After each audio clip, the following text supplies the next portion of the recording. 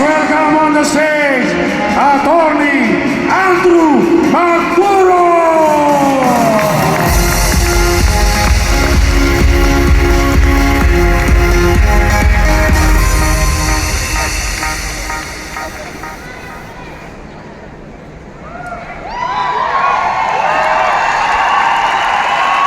Good morning, AIM Global Group of Companies! Pwede ko ba magsitayo muna lahat? Magsitayo muna lahat? Parang medyo nakalita. Humarap ko lahat dito, humarap dito lahat. Hawakan mo yung balikat ng nasa harapan mo at masahihin mo, hoy, huwag ka matulog. Eto na. Eto na. Andrew Magturo. Okay? Isa po akong abogado. Alam niyo, pag abogado, medyo direct to the point. Sa totoo lang. It's either yes or no, black or white.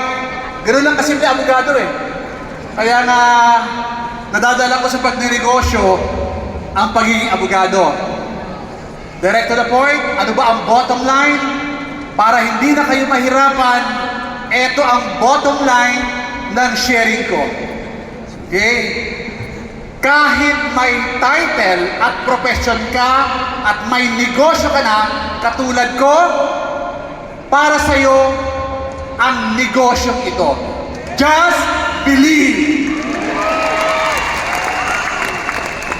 Kahit busy ka na katulad ko, para sa'yo ang negosyong ito.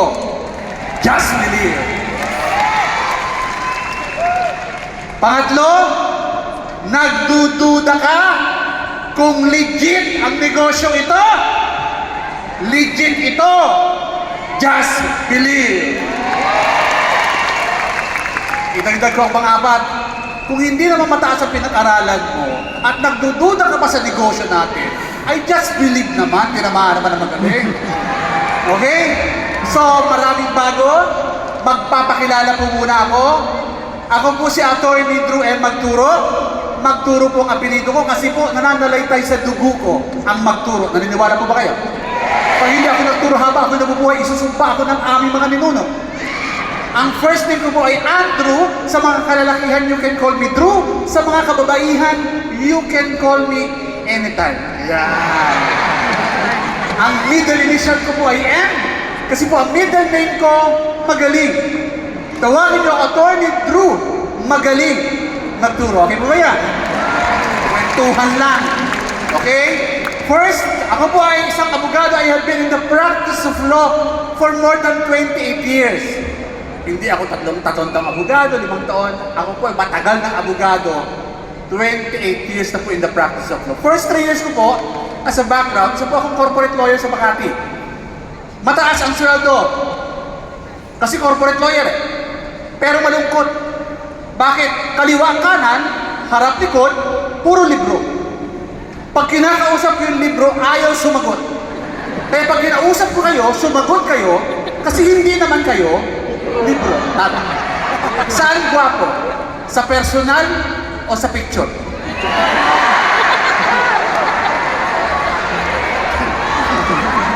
Pag sinabi, corporate lawyer, ito po isa ngayon ng pagiging abogado ng malaki ang kita. Kasi bakit kumpanya ang nagpapasweldo? At hindi basta-basta nag-hire ang kumpanya.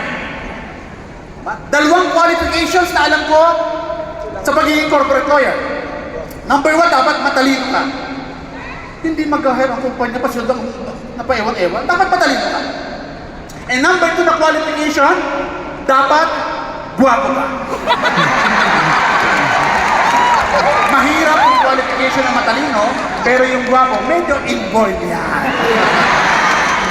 After 3 years sa corporate lawyer sa Makati, 9 years naman po ako na corporate lawyer sa isang malaking real estate company na pagmamayari ng dati Sildor. Hindi ko kinakahiya, pero hindi ko naman pinagmamalaki. Isa po ako sa mga corporate lawyer for 9 years. Same qualification. Matalino at guwapo. Hindi nagkakaalaman tayo. Matalino. Guwapo naman ako. Guwapo yung mata ko, ilong ko, yung tenga ko, bibig ko, guwapo. Pero bakit pag pinagsama-sama parang hindi maganda? No? So 3 years plus 9 years, 12 years sa corporate lawyer. After 12 years po, ito po yung kwento. Kwentuhan na naman tayo eh. May nag-invite sa amin, birthday party. Birthday party, 7 o'clock. At dahil birthday party po yan, 5:30 pa lang po ng hapon, nandun na ako. Bakit kainan? Patay guto. 5:30, 6 o'clock, 6:30, 7 o'clock, wala pa pong kainan. 7:30, 8 o'clock, pinagdidiliman na po ako sa gutom. Wala pang kainan. Imbis na ilabas yung pinggan, ang nilabas whiteboard, may magpapaliwanag. So, alam na. Sabi ko, naisahan ako nito. Gusto ko na umuwi ng bahay, kaya lang matraffic. Gutom na ako eh. Malakas ang ulan, matraffic, bumabaha. Gusto ko nang umuwi, pero sabi ng barkada namin, 30 minutes lang. Makinig ka lang. So nakinig naman ako. At dahil matalino akong tao, naintindihan ko yung pinaliwanag. At dahil naintindihan ko, isa lang ang maliwanag na konklusyon nung gabing yun. Naintindihan ko, tama. Ang sabi ko, ayaw ko yan. Bakit? Naintindihan ko eh. Maraming tao ayaw sa ganitong klaseng negosyo, pero pag tinanong mo naman, hindi naman naintindihan. Ano kaya yung inaayawan? Medyo bungal din, eh, no? So ayaw ko kasi, number 1, mahilig ako sa ebidensya. Number 2, matigas ang ulo ko. So ayaw ko, kasama ko yung asawa ko. Gusto ng asawa ko, ayaw ko. Yun ang pinakamahirap na nangyari. Gusto ko uminom.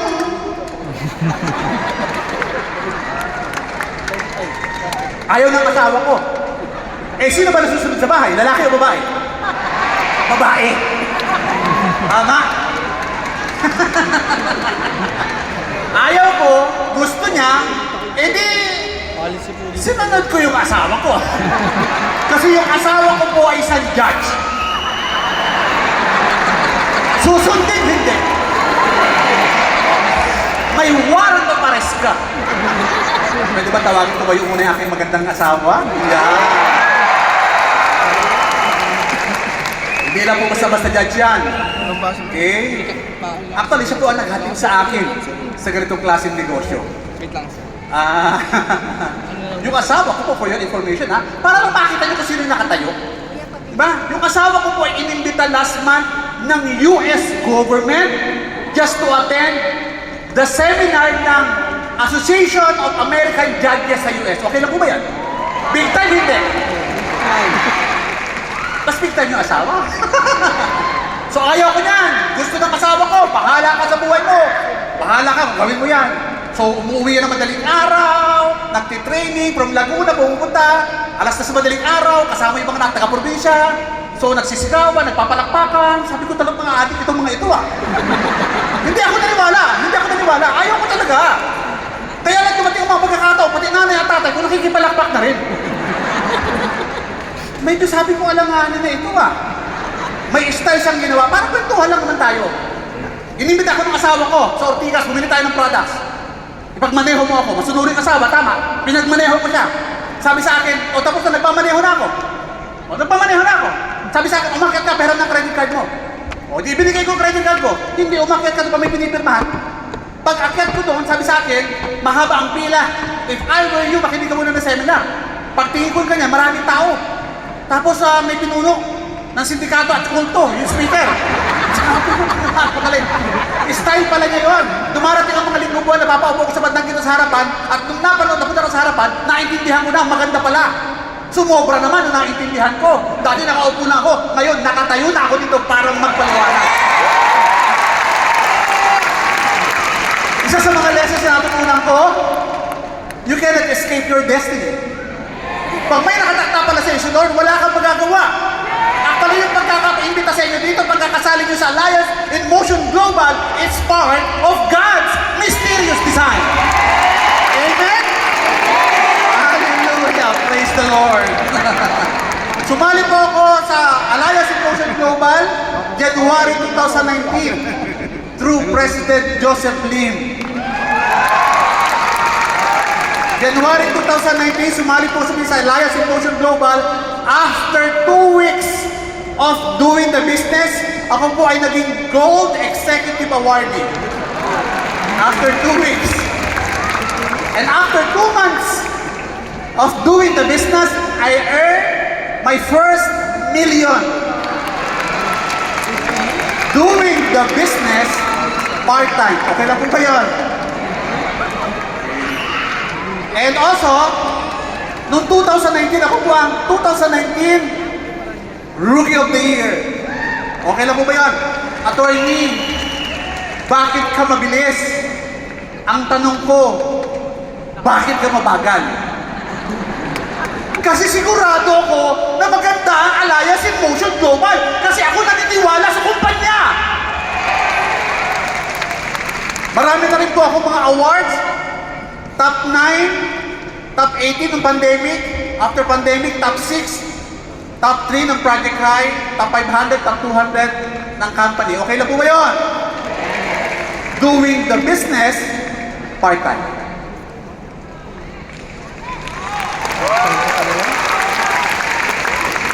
After 6 months of doing the business, binili ko po yung asawa ko ng Ford Raptor. Okay? March 21, during pandemic, bumili po ako ng portion ng lupa, 3,000 square meters sa island. During pandemic, ang gagawin ko po dyan, plano ko po dyan, hub na resort. Okay? 360 degrees sunset at saka sunrise. Ganun po kaganda. Papatayan ko po yung kalahati ng Bali, Indonesia, ang kalahati ay Santorini, Greece. Okay po ba? Papatayuan ko ng hub. Para pag walang production, itulak ko na lang. Diyan na kayo.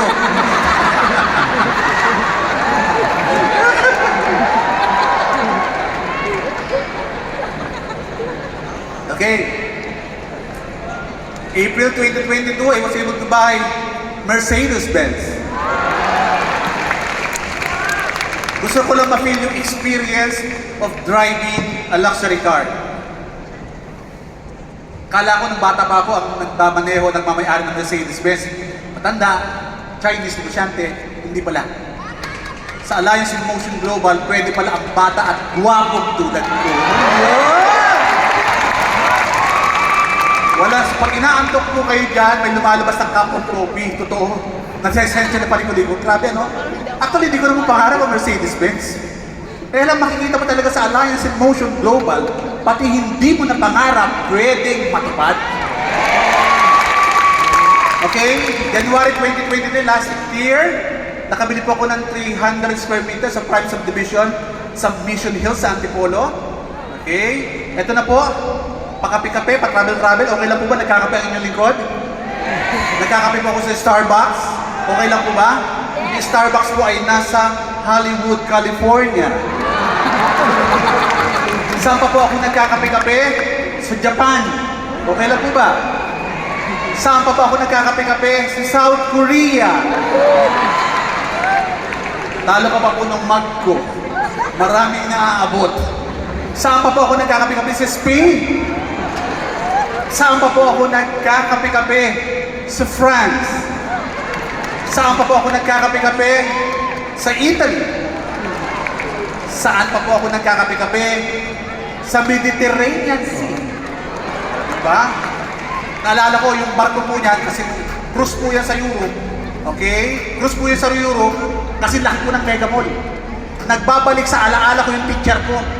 Sabi sa akin, mag-drawing ka ng barko at eroplano.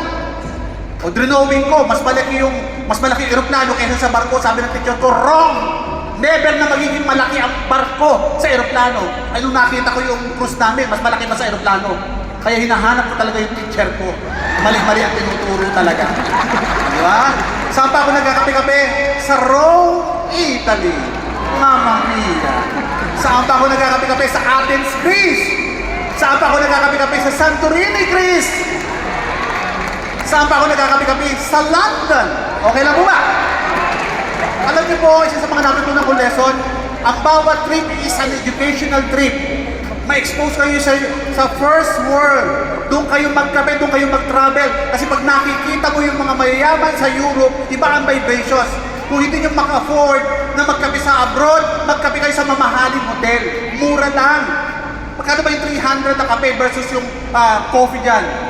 Iba ang vibrations, maoobserbahan mo yung mayayaman, paano sila mag-dress, paano sila gumalaw, paano yung tonality of voice nila, paano yung diction nila. Marami kayong matutunan pag nagkape kayo sa mamahaling lugar o sa hotel. Saan pa kayo nagkakape-kape? Si Scotland. Okay na ba yan? Saan pa ako nagkakape-kape? Sa Las Vegas. Few weeks ago, nasa US po kami. Okay, Las Vegas. Saan pa ako nagkakape-kape? Sa Arizona. Okay lang po ba? Saan pa ako nagkakape-kape? Sa Hollywood. Yun, magaganda po yung picture, pero alam niyo po ba, yung behind the scene, the beautiful picture sa US. Few days ago, bago po ako mag-travel, na-disgrasya po ako sa bahay. So mag-claim na ako sa OBI. So ayos sa tayo dyan. Kasama pa sa testimony, ha? Few days ago, natapilok ako. So isipin nyo, sinama ako ng asawa ko for me to assist her. Ako ang in-assist niya hanggang airport lahat. So basically, hindi ko na-enjoy. Ganun pala ang aksidente, no? Hindi pala pinipili kung anong pinag-aralan mo. Hindi pala pinipili kung mayaman ka. At hindi pinipili ang aksidente sa labas ng bahay. Pwede ka palang ma-aksidente kahit sa loob ng bahay. Salamat in advance sa OBI. Yan! Ito po yung result ko in 5 years. Kotse. Pero para sa akin, hindi yung material result eh. Yung personality development. Kailangan nyo mag-negotiate sa buhay. Life is full of negotiation. Hindi siya take it or leave it. You have to give up something in order to gain something. At ito ang aking binigay para makuha mga resulta. Negosyo, at ito ang kinita ko. Tandaan niyo po, negosyo ang pinasok natin. Pag negosyo, minsan ang kita maliit, minsan malaki. Minsan maliit ang kita, minsan malaki. Yung malalaki ang kita ngayon, dating maliit din ang kita niyan. At yung ngayon ay maliit ang kita, dating malaki din ang kita niyan. Umiikot. It's a cycle. Kaya pag maliit ang kita mo, darating din ang panahon, lalaki rin ang kita mo. Maliwanag!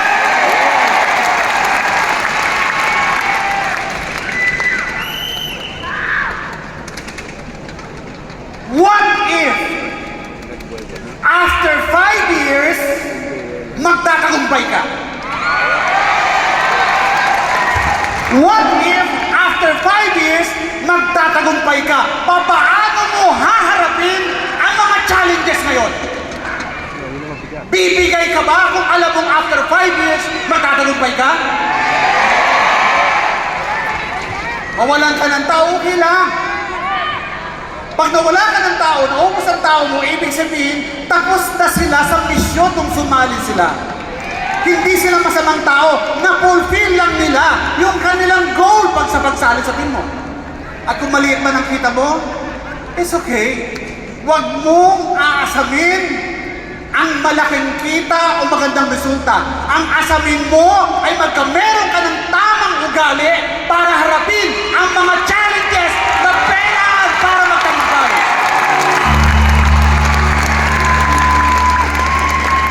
Ganun eh. Magtatagumpay ka din. Ang mga nagtagumpay na tao, wala naman silang special skills. Wala naman silang special talent. Ang mga nagtagumpay na tao ay ordinaryong tao, pero ang malaking pagkakaiba, naniwala lang sila. Bakit hindi pumuputok ang grupo mo? Kasi baka hindi ka 100% naniniwala sa kumpanya. Bakit ka nagdududa, urong sulong? Baka hindi 100% ang iyong paniniwala sa kumpanya. Nagdududa ka ba kung legit? At dito na yung lingkod, legit ito. Yan, pero hindi mawawala na dapat maniwala. Ang resulta, do not compare your result to others. Madidistract ka lang. Pag nag-compare ka sa result ng ibang tao, ang gawin mo, isubsob mo yung sarili mo. Hataw ka ng hataw tumitingin ka sa resulta. Kasi pag tumitingin ka, baka hindi ka makagalaw. Tingin ka ng tingin, isubsub mo yung sarili mo, hataw ka ng hataw, yung tinitingnan mo sa harapan, wala na sa harapan, wala na dito sa tagiliran. Nasaan na yung tinitingnan mo? Nasa likod na, kasi malayo ka na pala narating. Maraming challenges, maraming problema. May problema ka last year, may problema ka last month, may problema ka last week, may problema ka kahapon, may problema ka ngayon. Maraming darating na problema, pero pagkatapos ng maraming problema, maraming blessings ang darating sa'yo. Saan nagsimula lahat? Maniwala ka. Just believe now and beyond. Tanong, naniniwala ka ba? Nayayaman ka. Naniniwala ka ba? Nayayaman ka! Kung naniniwala ka, nayayaman ka, power of the words, bibigyan ko kayo ng 10 segundo. Sasabihin mo sa 10 tao na nandito,